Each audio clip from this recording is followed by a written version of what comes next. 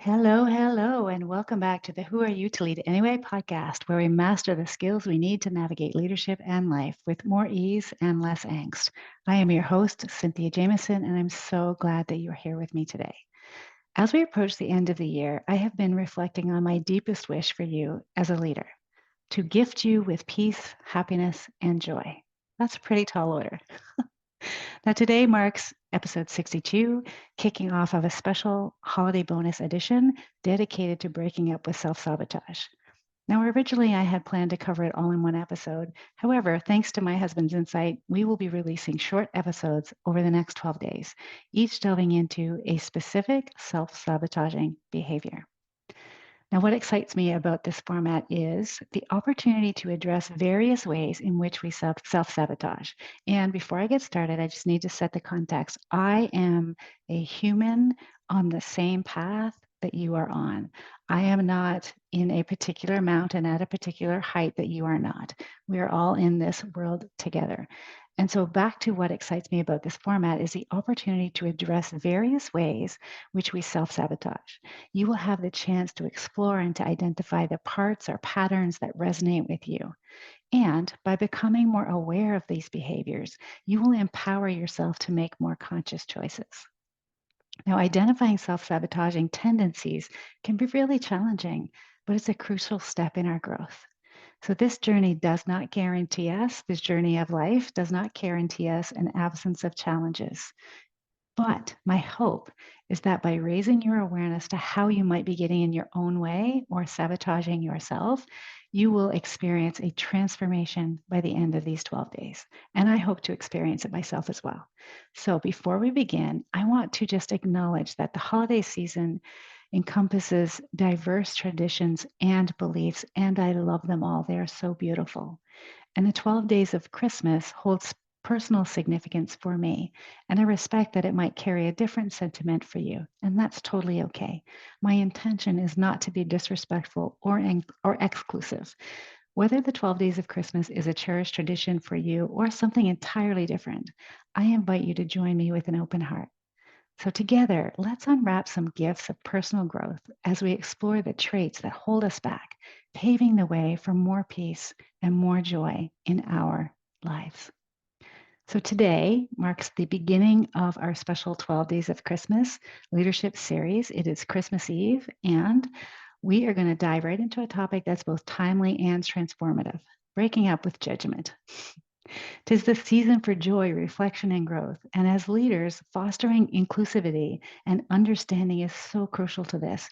And it all starts with letting go of judgment. So, on this first day of Christmas, let's unwrap the gift of self awareness and open our hearts and minds and break up with judgment. Now, breaking up with judgment doesn't mean compromising your values or dismissing accountability. Not at all. It's about embracing empathy and understanding. When we judge others, when we judge ourselves, we limit our ability to connect with diverse perspectives and hinder the potential for collaboration. So let's add a simple definition of judgment and explore where it comes from a little bit. Judgment is the act of forming an opinion, usually based on preconceived notions or biases that we have. It often arises from our past experiences, societal influences, and ingrained beliefs that we have. Judging ourselves, others, or the circumstances is so complex and it's influenced by so many factors. Some of the common reasons why we judge is our brains are wired to take the most efficient path. They're wired to keep us safe. And making quick judgment based on limited information, society and culture play a significant role in shaping our own beliefs and values as well. Now, I talked about this in the last episode when I think it was called The Power of Belief. So if you haven't listened to that, go back and take a listen. Now, judgment it can be a defense mechanism rooted in our fears, our insecurities, and when we feel uncertain or threatened in some way. We judge as a way to regain control and to feel significant or superior.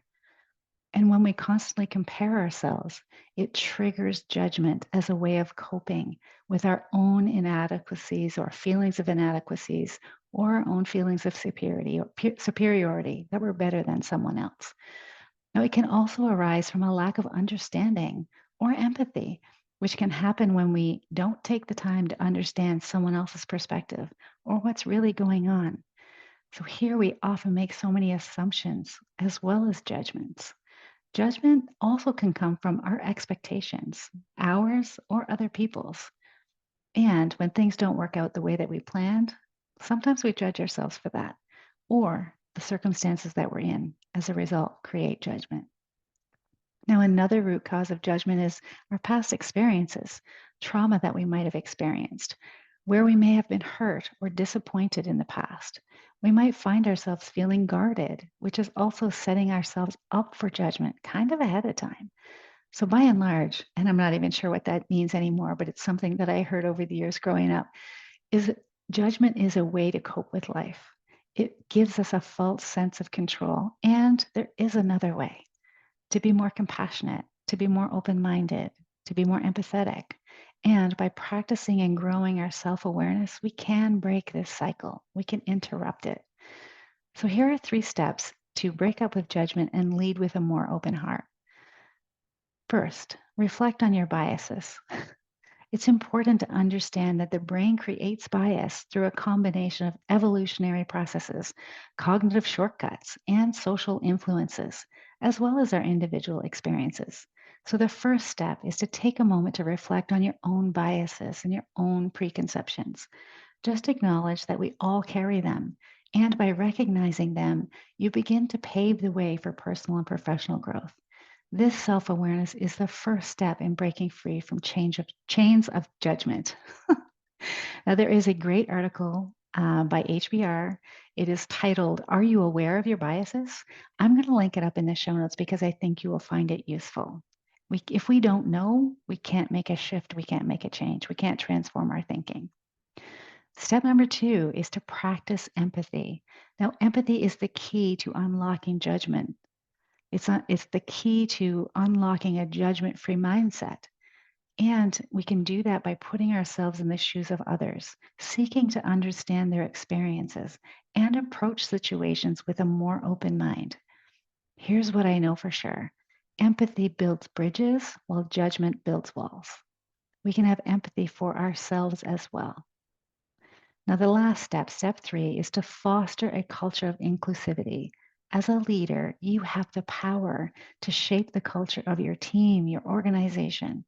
Encourage open communication, celebrate diversity, reduce stereotyping, cultivate belonging, and create an environment where individuals feel seen and heard, acknowledged, and valued.